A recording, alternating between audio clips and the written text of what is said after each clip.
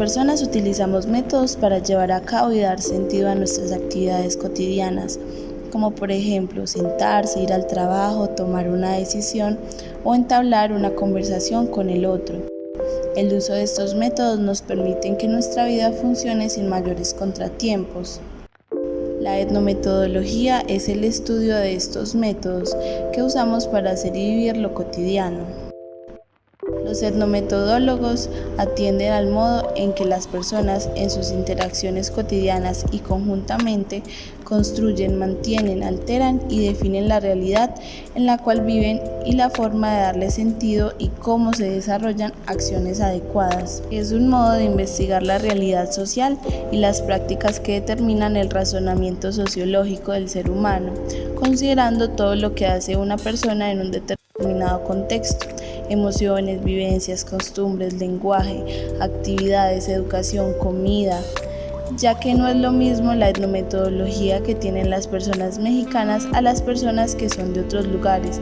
Su forma de hablar o incluso vestirse puede cambiar desde cómo se relacionan. La etnometodología hace uso de herramientas como la entrevista, la grabación y registros etnográficos, y también algunas innovaciones que implican la interacción del investigador con grupos sociales específicos.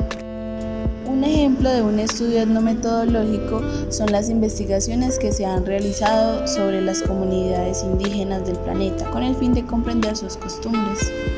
La etnometodología empieza a ser conocida a principios de los años 60 como la crítica más drástica a la sociología establecida debido a la saturación causada por aquellos que pretendían cuantificar. Todas las propuestas de metodología en el campo de estudios del hombre fue propuesta por el sociólogo Harold Garfinkel al publicar Estudios en etnometodología en el año 1967. Se trató de una respuesta crítica a la sociología estructural de su tiempo, ya que rechaza aquellos discursos sociales que calificaban la acción humana de automatista, así como las teorías que daban por sentado conceptos como estructura, clase social, cultura, sistema, familia, identidad, entre otros. La etnometodología utiliza algunas herramientas, como la indicación, ya que la vida social se construye a través de la utilización del lenguaje y del significado de una palabra o expresión en el marco de un contexto en particular. Es necesario estudiar cuándo se utilizan las palabras y expresiones para comprender la dimensión exacta de lo que se está diciendo. Por ello se afirma que la combinación de palabras y de contexto es lo que da sentido a una expresión. La reflexividad destaca el hecho de que el lenguaje no solo se utiliza para referirse a algo, sino también y principalmente para hacer algo. Es decir, no se limita a representar el mundo, sino que interviene en ese mundo de una manera práctica. Para la etnometodología, toda acción social es descriptible, relatable y analizable. Por ello, el concepto de discurso no se limita al uso lingüístico, sino que se refiere a toda la acción social, ya que el sentido de esta se revela en el marco de los procedimientos que se emplean para expresarla. Para los etnometodólogos, convertirse en miembro de un grupo o de una organización no supone solo adaptarse, sino también participar activamente en la construcción de ésta. El miembro no adopta pasivamente las reglas del grupo, sino que es corresponsable de su construcción cuando participa en él. Los grupos, organizaciones o instituciones se crean y se recrean en la práctica cotidiana de sus miembros. El miembro es una persona dotada de un conjunto de procedimientos, métodos y actividades que la hacen capaz de inventar dispositivos de adaptación para dar sentido al mundo que lo rodea.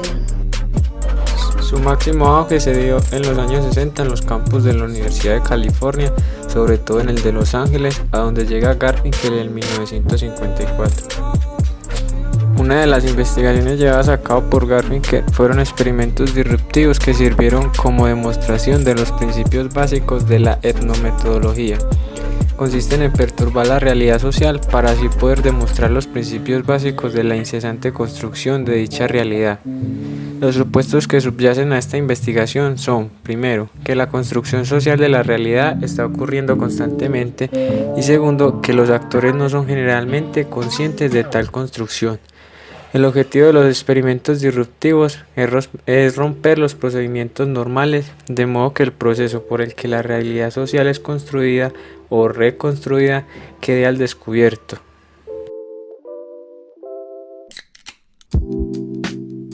Un ejemplo de experimento disruptivo.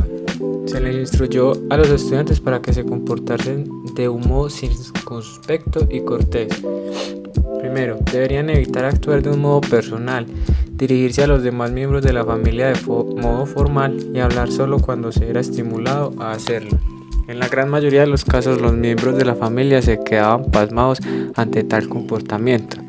Los informes hablan del asombro, del shock, de la ansiedad, del embarazo y de la irritación de los demás miembros de la familia, así como de las acusaciones de tales miembros a los sujetos experimentales de ser ruines, desconsiderados, egoístas o maleducados.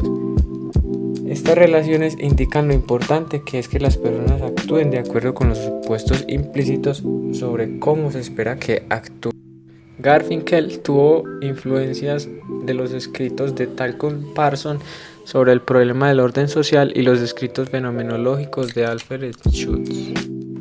De Parsons, de quien era compañero de estudio en Harvard en los años 1940 y 50, toma la idea acerca del carácter sistemático de la vida social, que planteaba que existen pautas de conducta en la vida humana y establece una diferencia con la misma debido a que consideraba que esto no era del todo cierto como lo plantea en su obra Estudios en etnometodología.